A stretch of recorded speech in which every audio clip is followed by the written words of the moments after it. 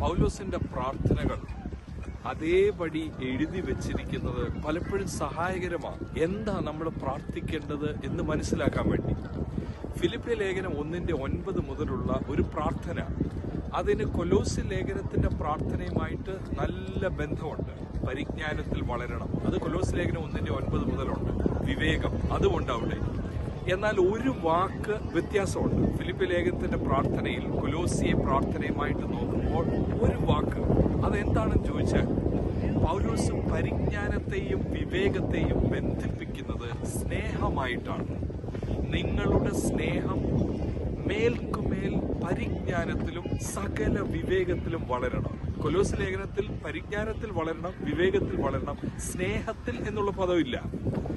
ഇത് എന്നെ വളരെ ചിന്തിപ്പിക്കുന്നു. എന്തെന്ന് ചോദിച്ചാൽ, സാധാരണഗതിയിൽ പരിജ്ഞാനവും സ്നേഹവും ഓപ്പോസിറ്റാണ് എന്ന് പറഞ്ഞാൽ, കൊരിന്ത്യ ലേഖനത്തിൽ പൗലോസ് എഴുതുമ്പോൾ സ്നേഹം, love builds up, knowledge puffs up, അറിവ് ചീർപ്പിക്കുന്നു, സ്നേഹം നമ്മളെ പണിയുന്നു. ഇതെന്താ രണ്ടുകൂടെ തമ്മിലുള്ള ബന്ധം? നിങ്ങളുടെ സ്നേഹം പരിജ്ഞാനത്തിലും വിവേകത്തിലും വളരണം. സ്നേഹത്തിന് നോളജുമായി ബന്ധമുണ്ടോ? ശ്രദ്ധിക്കണം.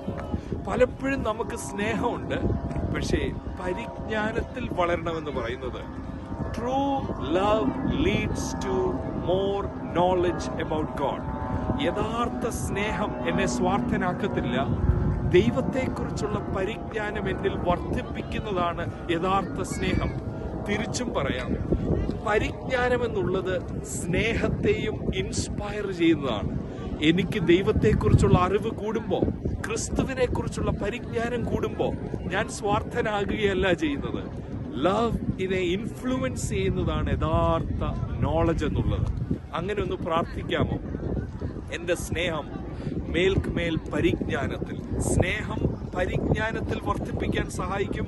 ഈ പരിജ്ഞാനം എന്നിൽ സ്നേഹം കൂട്ടുകയും ചെയ്യും. ഇത് രണ്ടും ഓപ്പോസിറ്റ് അല്ല. സ്നേഹം ഒരിടത്ത്, പരിജ്ഞാനം ഒരിടത്തല്ല. ദൈവത്തിന്റെ അറിവ്, ദൈവവചനത്തിന്റെ അറിവ് എന്നിൽ സ്നേഹം കൂട്ടുന്നു. ആ ദൈവസ്നേഹം എന്നെ കൂടുതൽ പഠിക്കാനായി നിർബന്ധിക്കുന്നു.